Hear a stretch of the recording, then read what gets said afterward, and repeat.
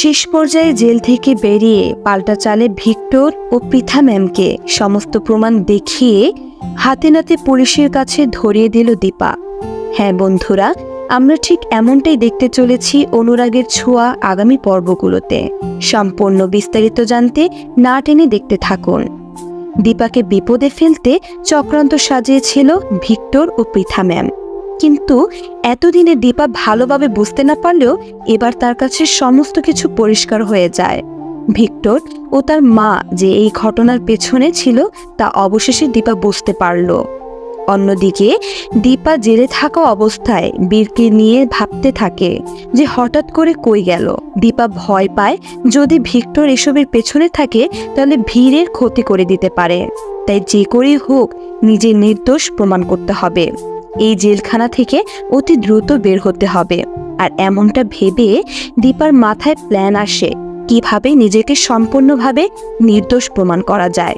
বাড়ি থেকে যেহেতু বীর উধাও হয়েছে, সেখানে সিসিটিভি ফুটেজটা বের করে পুলিশকে দেখাতে হবে, কারণ এটাই একমাত্র প্রমাণ যেটা নিয়ে দীপা জেল থেকে বের হওয়ার একমাত্র উপায়।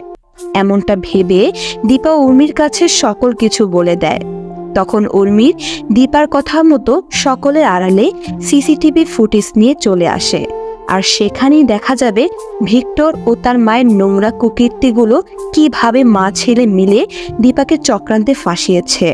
এর কিছুক্ষণ পর উর্মি পুলিশ অফিসারকে দেখায়। তখন পুলিশ অফিসার সমস্ত কিছু বুঝিয়ে দীপাকে ছেড়ে দেয়।